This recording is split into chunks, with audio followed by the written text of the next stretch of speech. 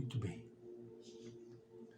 Se continua ela, a emotividade é deficiente por ser o corpo emotivo realmente pouco desenvolvido e organizado, teremos uma situação semelhante à do número 1.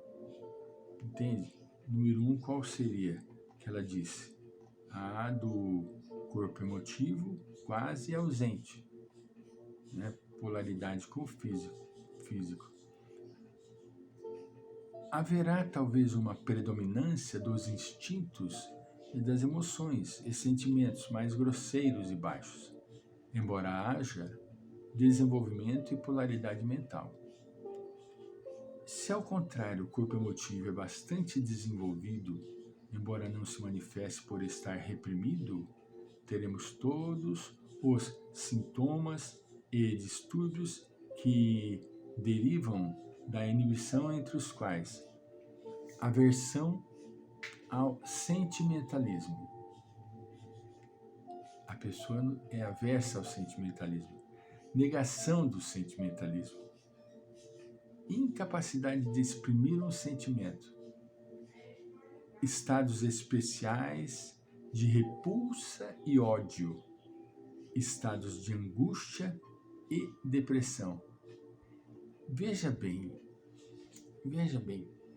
é necessário que a gente vá fazendo essas avaliações sobre nós mesmos. Como que nós nos comportamos, não é? Naquele momento em que eu precisei ir no Instituto Médico Legal, eu estive com a minha emotividade reprimida e com o meu mental hiper ultra desenvolvido. Para quê? Para não reagir de maneira estupefacta diante da situação. A criança tinha no máximo 10 anos de idade, não é? E é entristecedor, você vê, não me esqueço desse fato. Nem poderia, né? Mas não ficou um trauma, foi uma necessidade, né? Não foi uma coisa traumatizante, foi uma coisa inesperada, mas o emotivo estava contido, estava controlado, estava sob a égide do mental, né? Onde eu logiquei, raciocinei, meditei e vi que era um momento de necessidade. Aquilo não poderia me abater ou me abalar ao ponto de ter uma reação inesperada, não é? Muito bem. Terceiro caso, terceira situação. Corpo emotivo, corpo mental e corpo etérico desenvolvidos em igual medida. Esses elementos eu vou passar todos para vocês na síntese do videozinho. Eu vou passar todos esses temas no vídeo. Quando gravar e quando for produzir, vocês terão todos esses temas escritos e poderão fazer o vosso caderno, a vossa lição de casa, né? Voltando, terceira situação, corpo emotivo, corpo mental e corpo etérico desenvolvidos em igual medida. Essa situação pareceria ideal, se não apresentasse ela também várias dificuldades, visto que não basta estarem os 3 veículos da personalidade desenvolvidos igualmente, mas devem também funcionar em cooperação harmônica e coordenadamente, porque preste atenção, estar desenvolvido igualmente, ótimo, mas precisa funcionar adequadamente, harmonicamente.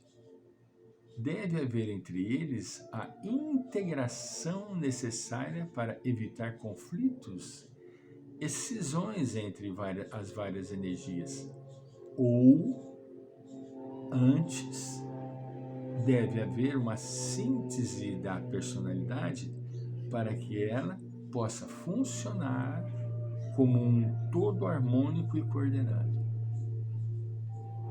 A mente livre de impurezas deve estar na direção, a fim de controlar e utilizar todas as energias da personalidade.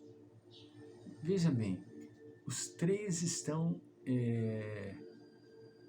em situação de igual medida, mas precisa estar coordenado, entrelaçado, engrenado.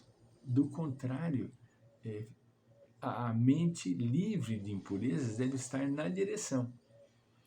Do contrário, o que acontece? Desestabiliza. É como se você fosse andar,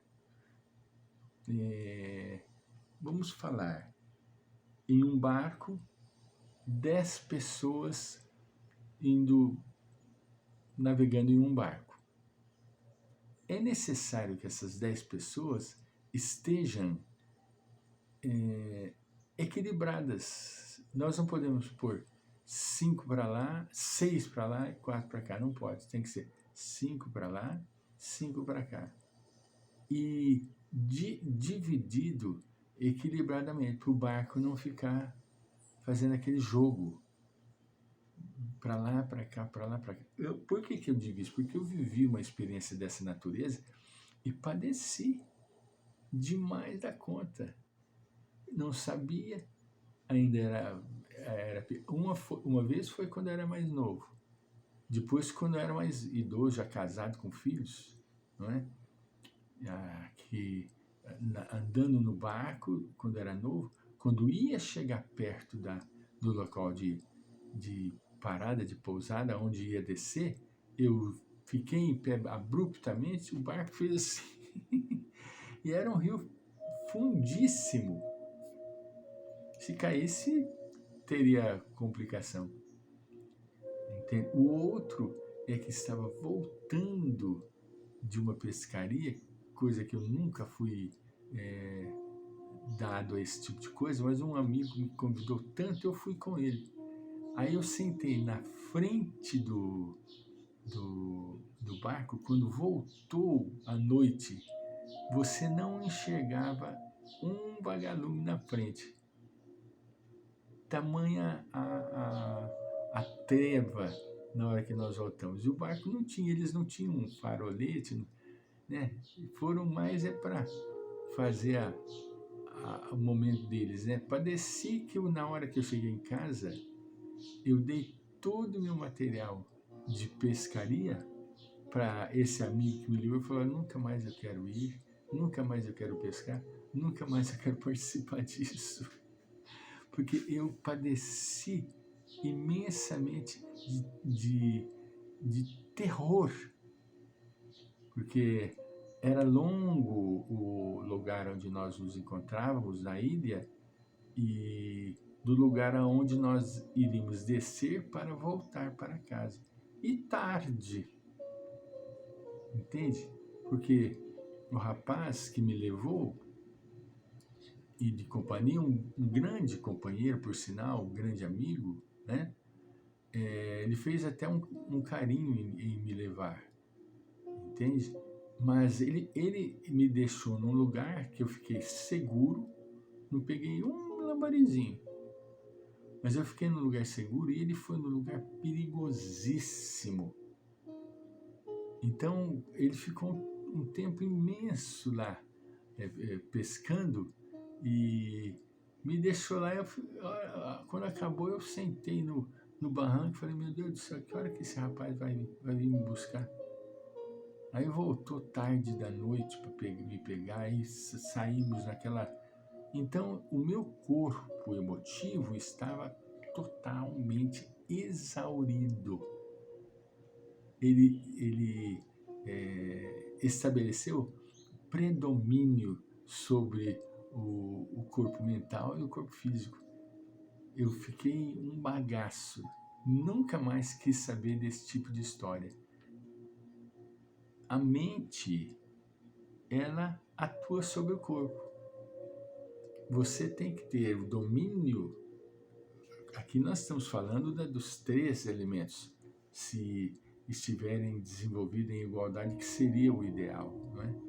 Mas na hora, o corpo emotivo teve predominância, me deixou um bagaço de medo. Desenvolveu um medo tenebroso. Em primeiro lugar, sentado num barco, na frente do barco, a água batendo assim, vindo no teu papo, segurando assim do lado do barco, entende? O barco, psim, psim. Eu falei, meu Deus do céu, agora nós vamos embora, entende? A mente sobre o corpo desestabilizou. Não tive nenhum problema intestinal, porque eu não sou fácil disso, né? Mas passei um temor imenso. Nunca mais tivemos isso. Então, quando você descobre determinadas coisas, você já vai anulando definitivamente, né? Definitivamente. Voltaremos.